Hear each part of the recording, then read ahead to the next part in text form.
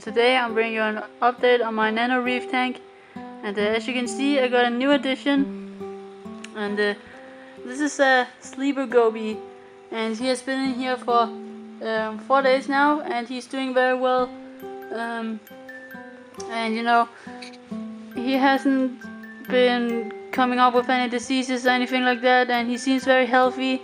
When I got him, he right away started eating.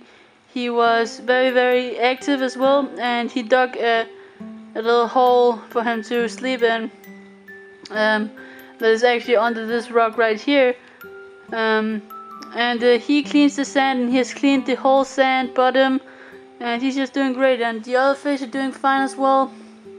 The dotty bag is doing fine, chasing the fish as usual. The chromis are swimming around, catching all the plankton that they can get as usual.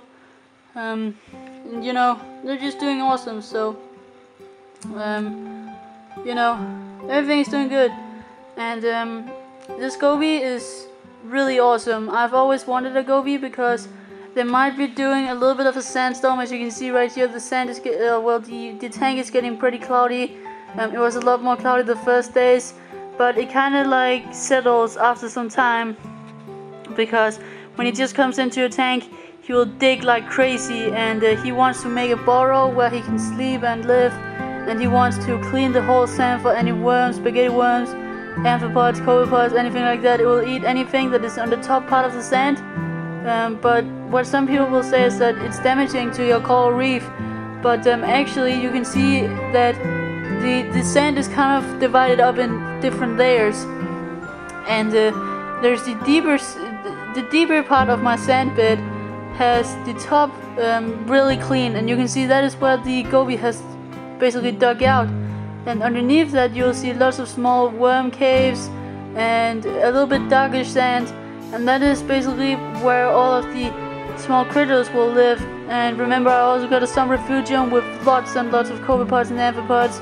and they're just everywhere down there. I just checked again, and I've found at least 20 more, so they're breeding like crazy, and you know, it is beautiful, so I'm really happy about that.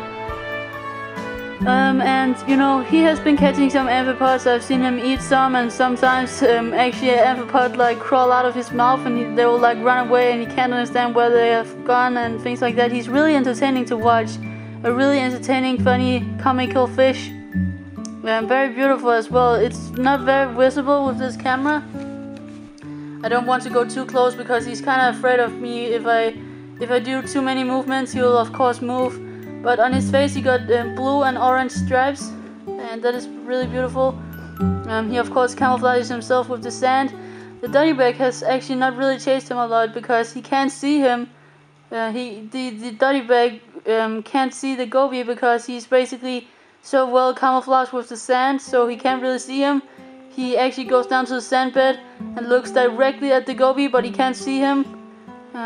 So that is kind of cool, and you know, he hasn't been chased more than once, so he's doing very well. No diseases, no white spots, no strange behaviors. Everything is fine, so that is awesome. And next Thursday or Friday, I'm going to see if I can get the 2 claggy clownfish that I've reserved at my local fish store.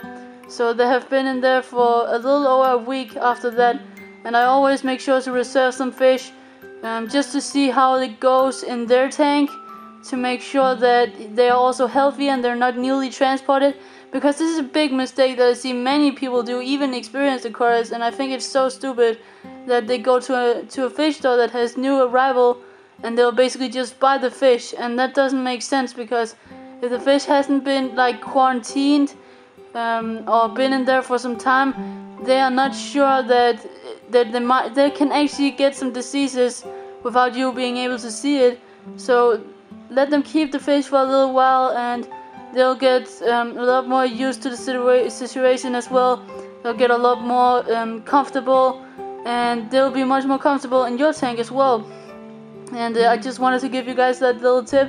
I'm going to make a video on how to introduce saltwater fish, because I've had many problems with parasites, diseases, different things like that. And I actually made a topic on freeweave.com. Go check out that forum, amazing community over there. Go check it out. There will be a link in the description.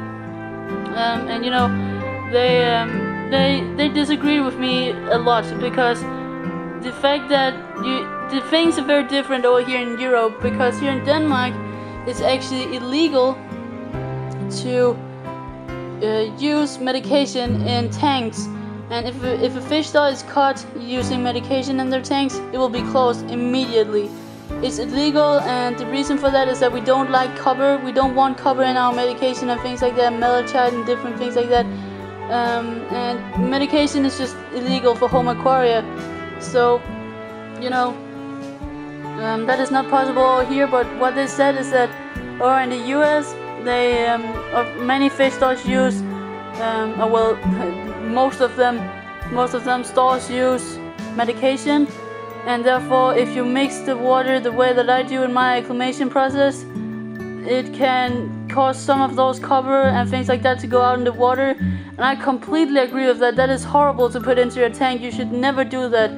But if you got a fish style that doesn't use medication or has anything bad in the water, this method is the absolute best. And I really mean that. It's the best method that you can use.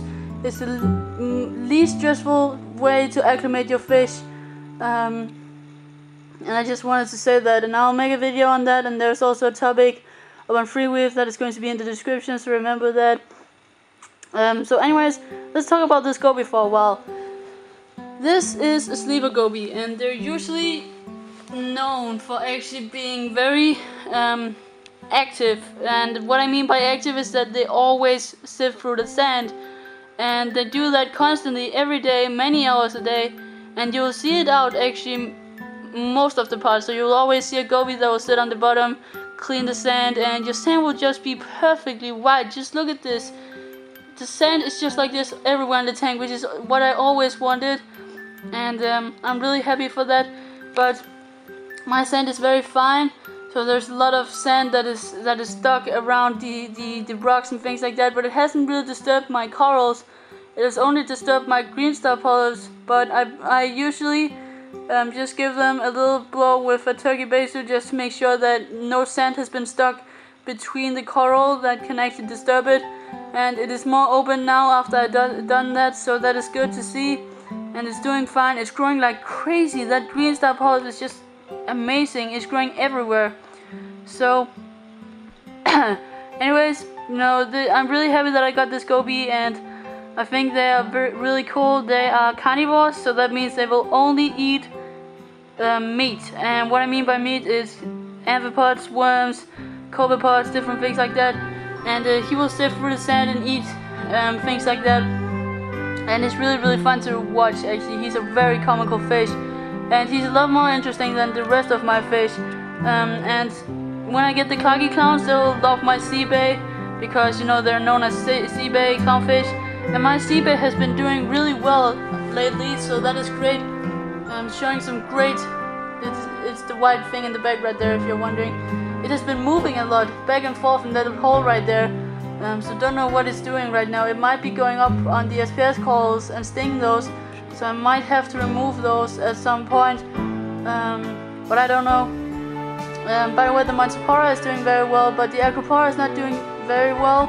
It's not growing a lot, so that is kind of sad, but else it's fine enough. And you know, I'm really happy that I got this goby. I think he's awesome. He's a very comical fish, and I can watch him all day. He's just awesome. So I might be doing a care guide on this guy in a later video, but I want to keep him for some time so I know a lot more about this species, which I always do, just to make sure that I give you guys the right information and things like that.